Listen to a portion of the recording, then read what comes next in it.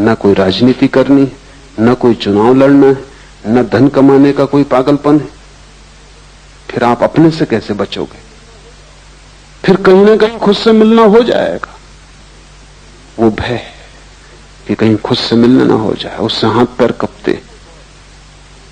तुम सुनते हो बहुत कि आत्मा को जानो, लेकिन अगर तुम खुद को समझोगे तो तुम आत्मा को जानने से बचने के सब उपाय करते हो। कहते हैं बुद्ध पुरुष कि आत्मा को जानने से महा आनंद की वर्षा होती, अमृत बरसता है। कबीर कहते हैं कि बादल गरजते हैं अमृत के और अमृत बरसता है। लेकिन ये घटना बहुत अंत में घटती है, पहले तो बहुत दुख से गुजरना पड़ता है। क्योंकि तुमने जितने धोखे दिए हैं जिंदगी में अनंत जन्मों में, उन सब धोखों को तोड़ना पड़ेगा। और हर धोखे के तोड़ने में दुख होता है, हर धोखे को तोड़ने में दुख होता है। क्योंकि धोखे ने एक मधुरता दी थी, एक नींद दी थी, एक बेहोशी दी थी। अब उसको तोड़ो, और बिना उनको तोड़े तुम पहुंच ना पाओगे उस जगह जहां आकाश अमृत के बादलों से भर जाता है और जहां आनंद की वर्षा होती। वो बीच का मार्ग ही तपश्चर्या है। जागने से शुरू करो तुम्हारे तप को, फिर स्वप्न में ले जाओ, फिर सुसुप्ति में ले जाओ। विकल्प स्वप्न है। चित्त का विकल्पों से भरे रहना स्वप्न की दशा है। तो ये मत सोचना कि तुम रात में ही सपना देखते हो, तुम दिन में भी देखते रहते हो। जरूरी नहीं कि तुम यहां बैठे हो तो तुम यहां बैठे हो सकता है तुम मुझे सुन भी रहे हो और सपना भी देख रहे हो।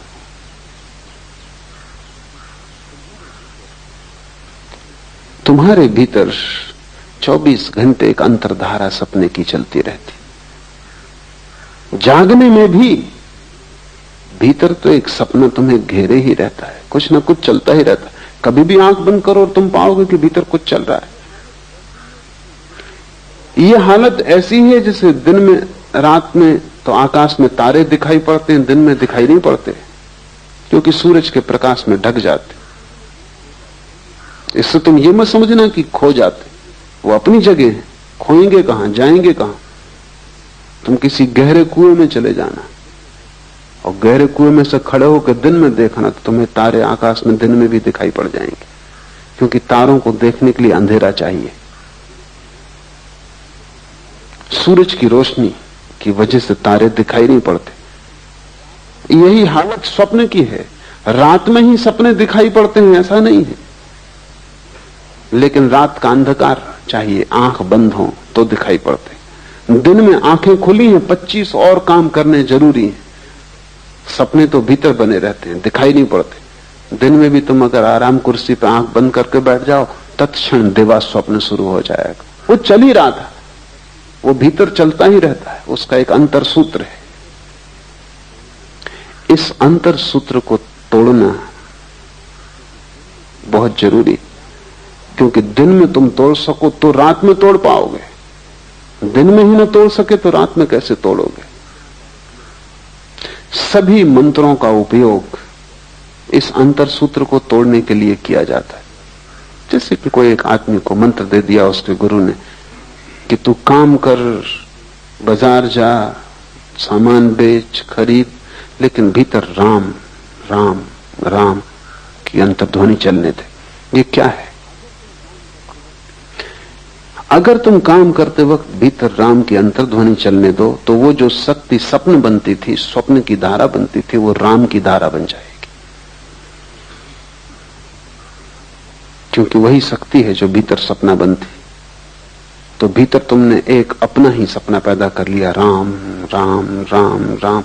बाहर तुम सब काम करते हो और भीतर तुम राम का अनुस्मरण करते हो। तो वो जो शक्ति तुम्हारे भीतर खाली पड़ी सपना देखती थी, वो राम का स्मरण बन जाएगी। इससे कुछ राम नहीं मिल जाएंगे, लेकिन सपने के तोड़ने में सहायता मिलेगी। और जिस दिन तुम रात नींद में भी पाओगे कि सपना नहीं चल रहा बल्कि राम की धारा चल रही, उस दिन समझ लेना कि दिन में सपना टूट गया। तो मंत्र की सफलता नींद में पता चलती, दिन में पता नहीं चलती। कैसे पता चलेगी? अगर तुम दिन भर राम का जप करते रहे हो तो रात सोते समय सपना पैदा नहीं होगा, राम की धारा चलेगी। ये धारा इतनी सघन हो सकती है कि तुम कल्पना भी नहीं कर सकते। स्वामी राम राम राम जपते रहते थे। तो एक रात हिमालय में ठहरे वो अपने एक मित्र के पास, सरदार पूर्ण सिंह के पास, अकेली कोठरी में थे। दूर पहाड़ में बनी कोठी थी, वहां कोई पास था भी नहीं, मीलों तक। सरदार पूर्ण सिंह को कुछ नींद नहीं आई, कुछ मच्छर थे, कुछ गर्मी थी। तो वो बड़े हैरान हुए कि राम राम राम की आवाज चल रही कोठरी में। स्वामी राम तो सो गए। तो वो उठे, थोड़ा भय भी लगा कि यहां कोई तीसरा आदमी तो है नहीं और ये राम की आवाज। तो दिया लेके सब तरफ देखा है, बाहर कोई भी नहीं है। कमरे में फिर आए तो और हैरानी हुई कि बाहर आवाज कम सुनाई पड़ती, कमरे में ज्यादा सुनाई पड़ती। और जैसे राम की खाट के पास पहुंचे तो आवाज और ज्यादा सुनाई पड़ने लगी। तो उन्होंने दिए से राम को देखा कि कहीं वो जाग के राम का स्मरण तो नहीं कर रहे हैं। तो वो तो गहरी नींद में सो रहे हैं, गर्राटा आ रहा। तो वो बहुत हैरान हुए, करीब आके बैठ गए, कान लगा के सुनने लगे। पूरे शरीर के रोए रोए से राम की आवाज आ रही।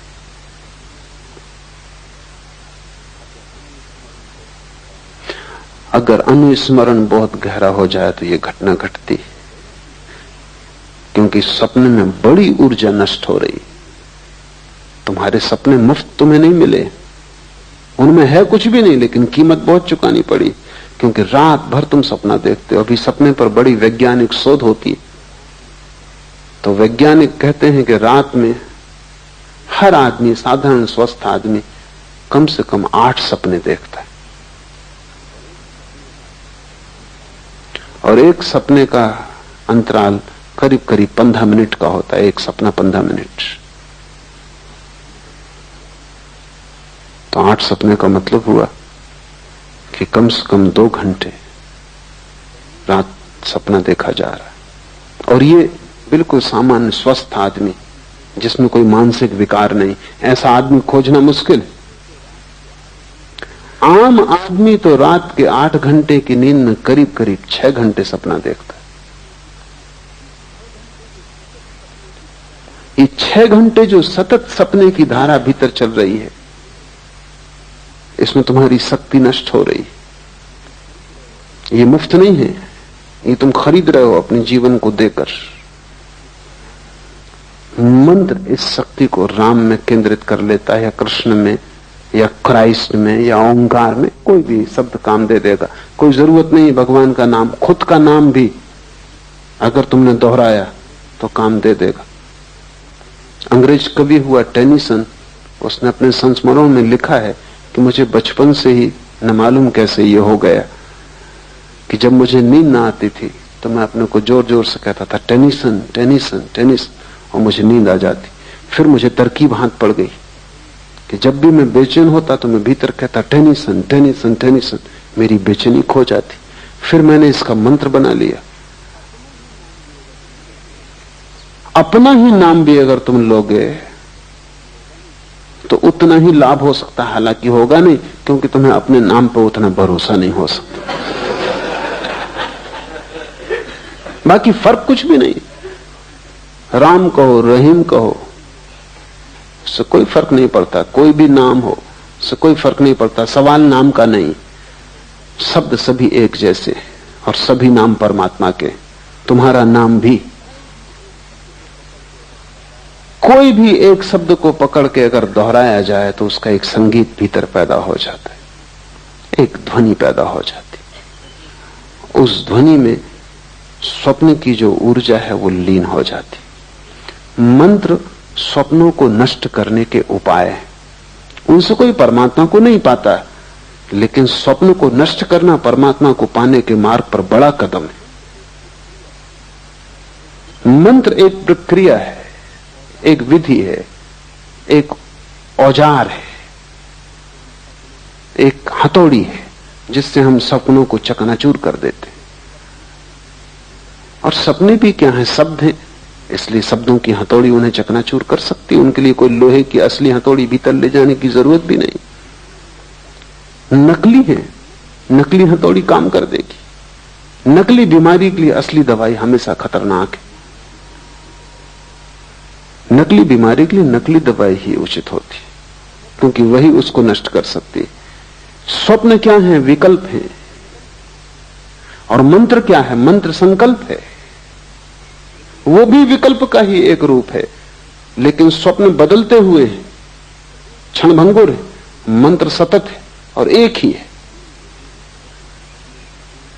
धीरे धीरे सभी स्वप्नों की ऊर्जा मंत्र में लीन हो जाती, और जिस दिन रात्रि में नींद में भी स्वप्न ना आए, मंत्र चलने लगे, तुम समझना कि तुमने स्वप्न पर विजय पा ली।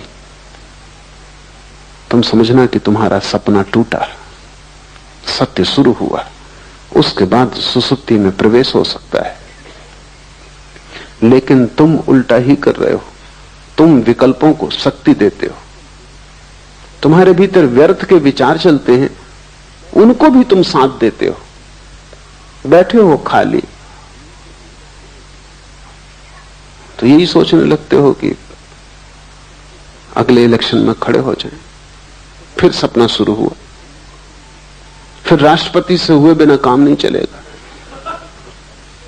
फिर तुम सपने में राष्ट्रपति हो जाते हो, स्वागत समारोह हो रहे हैं और तुम इस सबको रस ले रहे हो, और तुम कभी भी नहीं सोचते कैसी मूढ़ता है, क्या तुम कर रहे हो। तुम एक व्यर्थ के विकल्प को ऊर्जा दे रहे हो, साथ दे रहे हो। और ऐसे ही व्यर्थ के विकल्पों से भरा हुआ तुम्हारा चित्त है। अगर हम आदमी के जीवन की पूरी खोजबीन करें तो 99% इसी तरह के सपनों में खो जाता है। धन के सपने, साम्राज्य के सपने, शक्ति के सपने। तुम पा भी लोगे तो क्या मिलेगा? अमेरिका का एक बहुत प्रसिद्ध प्रेसिडेंट हुआ, काल्विन कूलिच। बड़ा शांत आदमी था, भूल से ही वो राष्ट्रपति हो गया, क्योंकि उतने शांत आदमी उतनी अशांत जगहों तक पहुंच नहीं सकते। वहां पहुंचने के लिए बिल्कुल पागल दौड़ चाहिए। वहां जो जितना ज्यादा पागल, वो छोटे पागलों को दबा के आगे निकल जाता। कूलिच कैसे पहुंच गया, ये चमत्कार है। वो बिल्कुल शांत आदमी था, न बोलता न चालता। कहते हैं किसी किसी दिन ऐसा हो जाता कि 10-5 शब्दों से ज्यादा ना बोलता।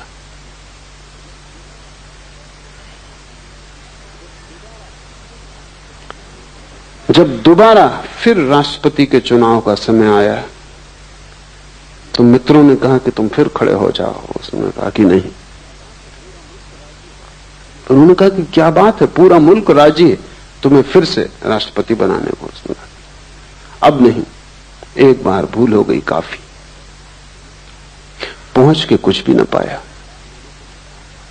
अब 5 साल और खराब मैं न करूंगा।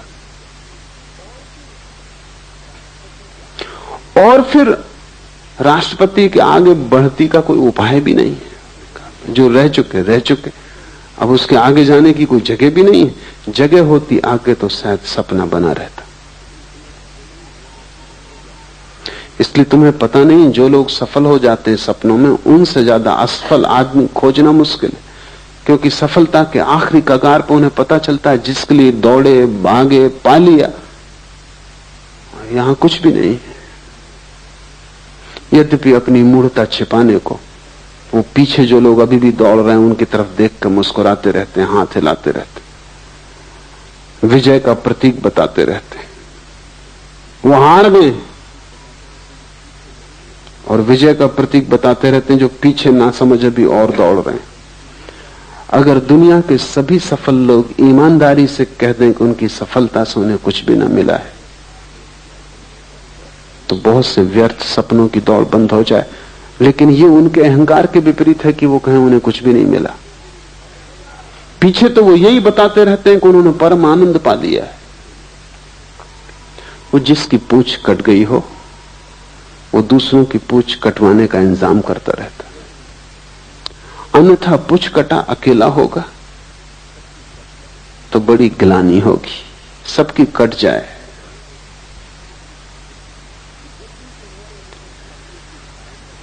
जब भी तुम्हारे भीतर स्वप्न की धारा चले तब जरा जग के देखना कि क्या तुम कर रहे हो। बच्चे शेक्सपियर की कहानियां पढ़ते हैं, वो सब कहानियां तुम्हारे संबंध में।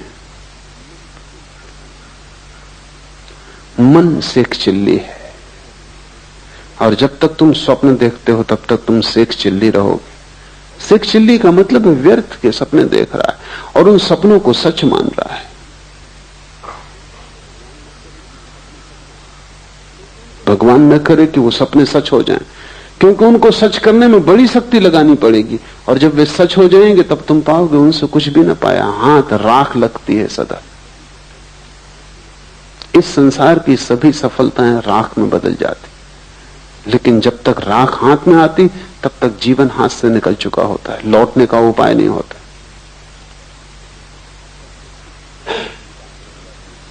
और तब तो सिर्फ छिपाने की बात रह जाती है कि लोगों से छिपा लो कि तुम्हारा जीवन व्यर्थ नहीं गया, तुम बड़े सार्थक हो गए हो, तुमने कुछ पा लिया है। विकल्प ही स्वप्न है, इन विकल्पों को शक्ति मत देना। और जब भीतर स्वप्न चले तब हिला के अपने को जगा लेना और स्वप्न को तोड़ देना जितने जल्दी हो सके। मंत्र उपयोगी हो सकता है स्वप्न को तोड़ने में।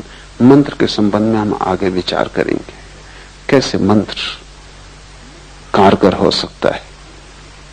मंत्र निश्चित ही स्वप्न को तोड़ देता है। और अविवेक अर्थात स्वबोध का अभाव सुसुप्ति है, और जहां सभी कुछ खो जाता है, कोई विवेक न रह जाता, कोई होश नहीं रह जाता, न बाहर का कोई होश न भीतर का कोई होश, जहां तुम सिर्फ एक चट्टान की भांति हो जाते हो गहन तंद्रा में। लेकिन तुम देखोगे तुम्हारा जीवन कैसा उपद्रव होगा, क्योंकि जब भी तुम गहरी तंद्रा में हो जाते हो तभी सुबह उठ के तुम कहते हो कि रात बड़ी आनंददायी नींद आई। थोड़ी देर सोचो कि तुम्हारा जीवन कैसा नरक होगा कि तुम्हें सिर्फ नींद में सुख आता है। बेहोशी में भर सुख आता है, बाकी तुम्हारा जीवन एकदम दुख ही दुख है। अच्छी नींद आ जाती तो तुम कहते हो काफी हो गए, और नींद का अर्थ है बेहोशी।